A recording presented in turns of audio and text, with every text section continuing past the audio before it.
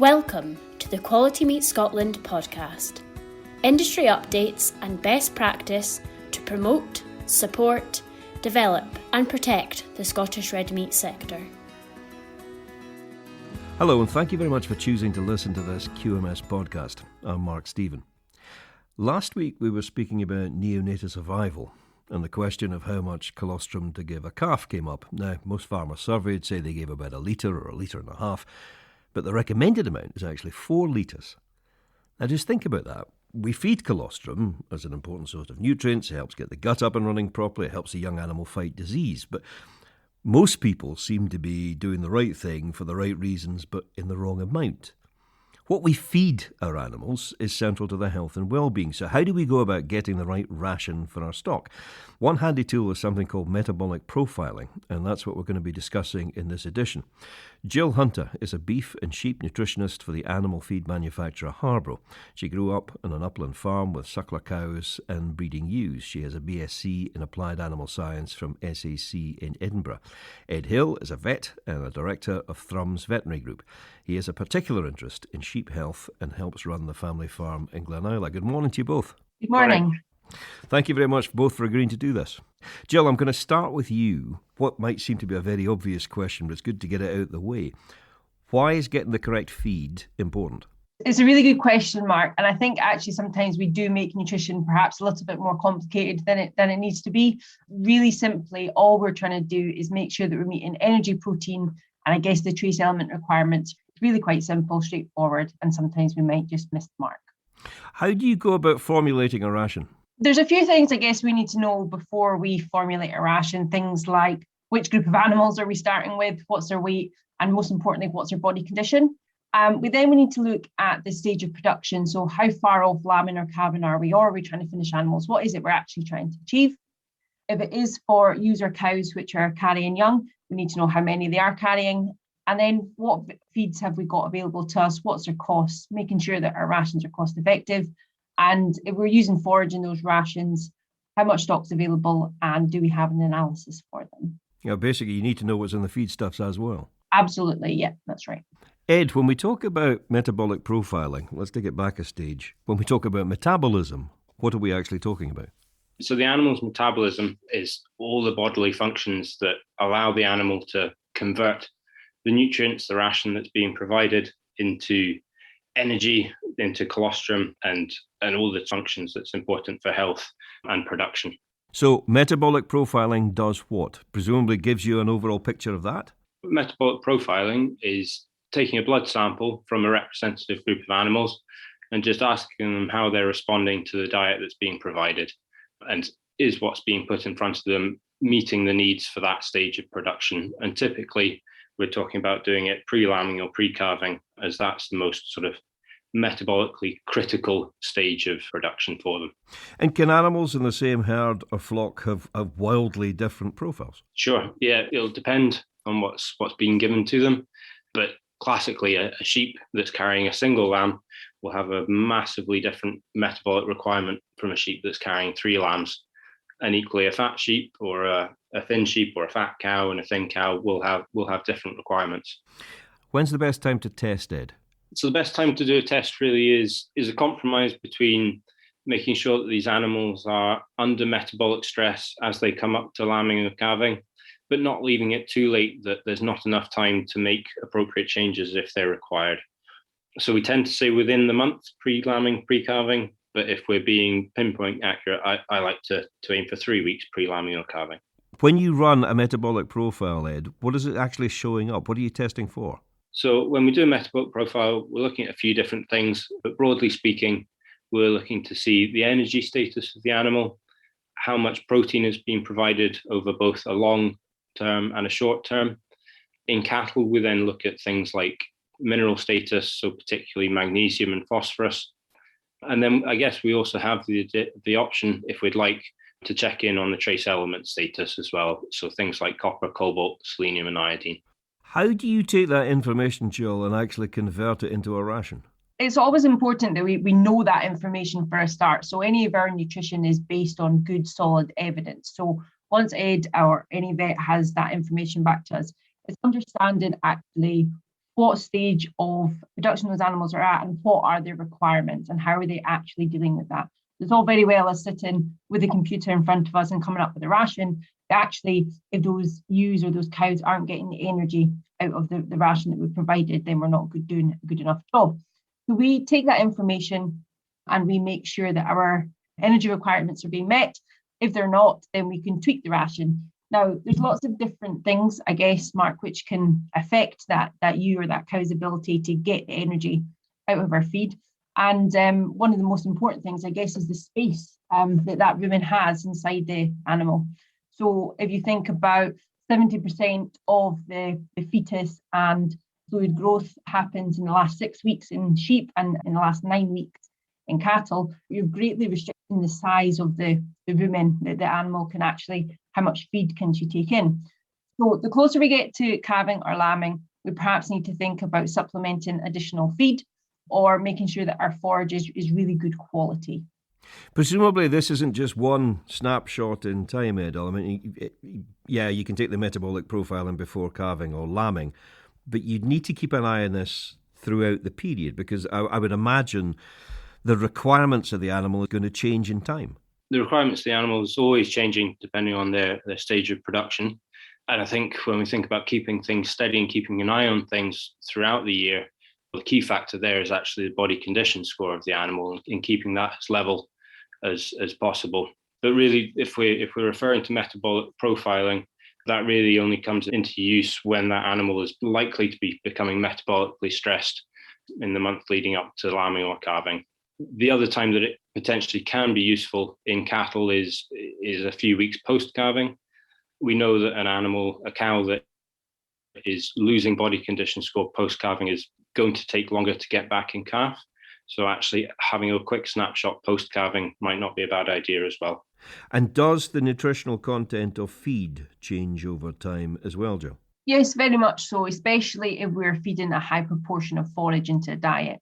As you can imagine, the forage, the silage, the hay, the haylage, which is being provided to animals can change because it's been different fields, it's been taken on different days, the weather's been different. So it's really important that we do take an analysis of forages before we make a ration, before we put a ration together. And there's a few things that we should really look at when we do have a forage analysis.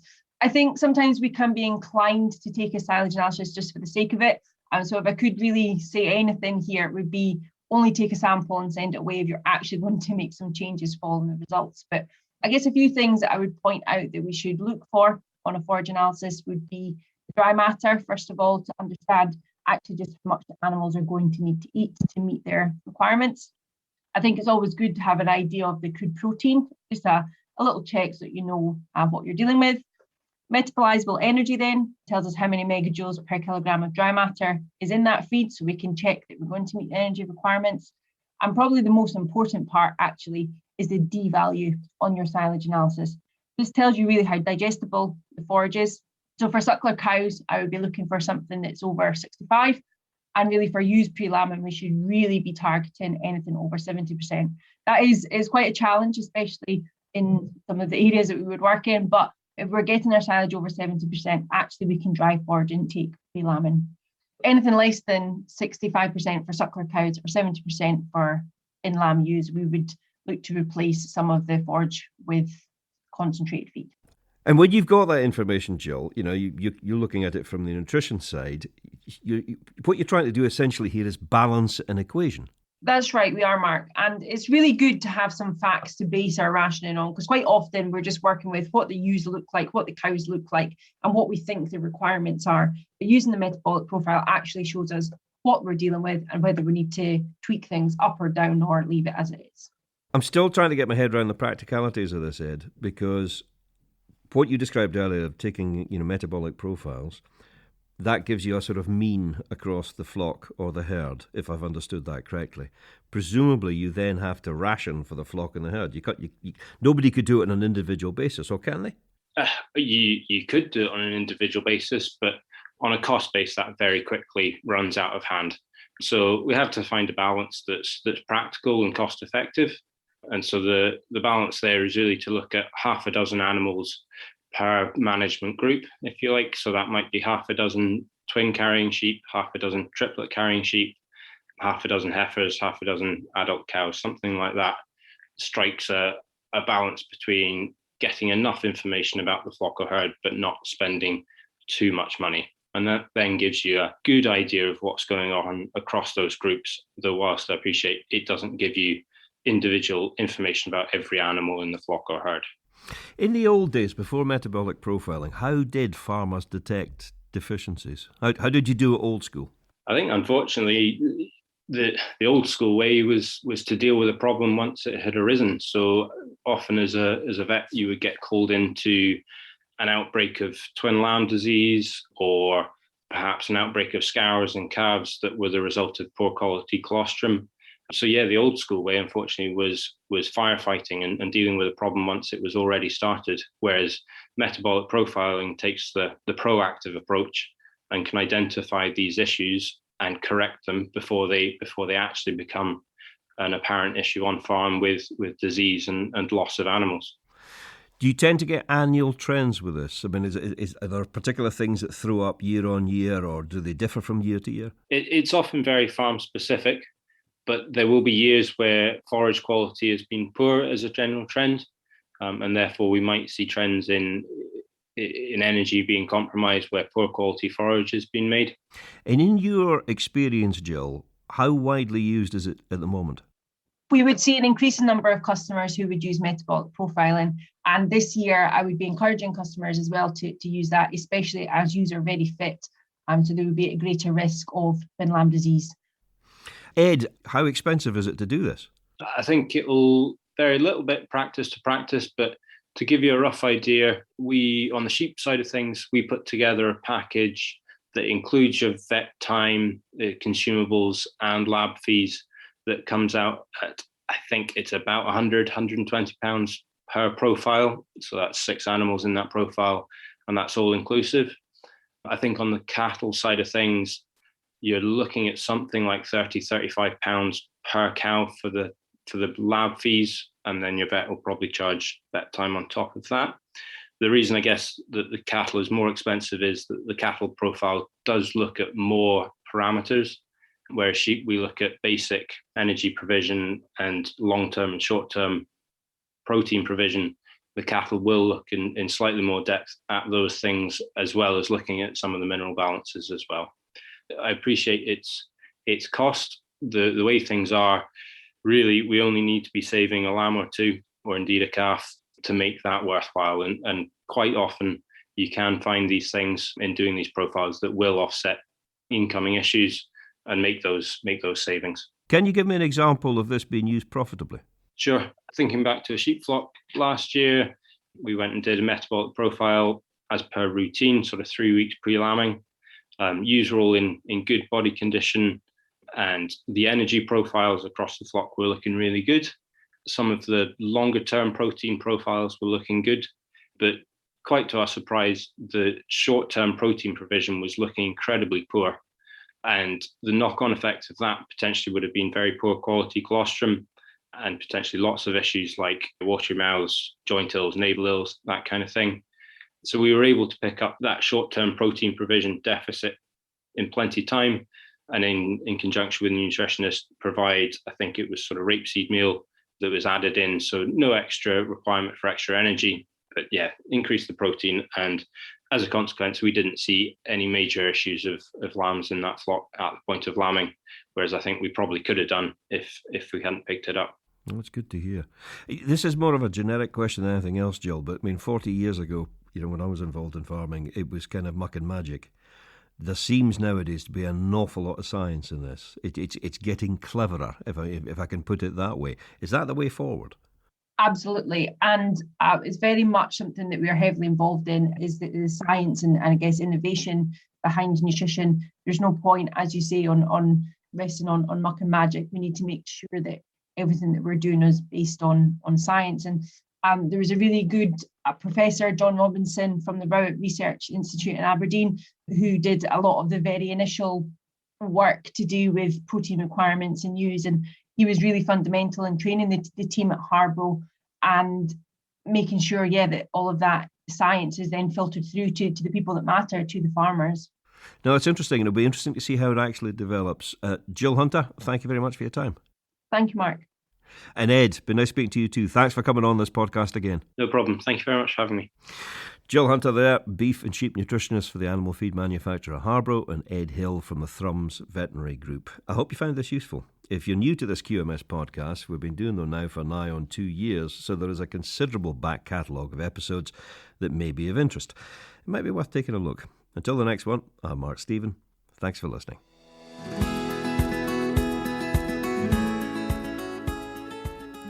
Thank you for listening to the Quality Meat Scotland podcast. For news and to listen back to previous episodes of the podcast, visit qmscotland.co.uk. For Scotch beef, Scotch lamb and specially selected pork recipe videos and inspiration, visit www.scotchkitchen.com or follow Scotch Kitchen on Facebook, Instagram or Twitter.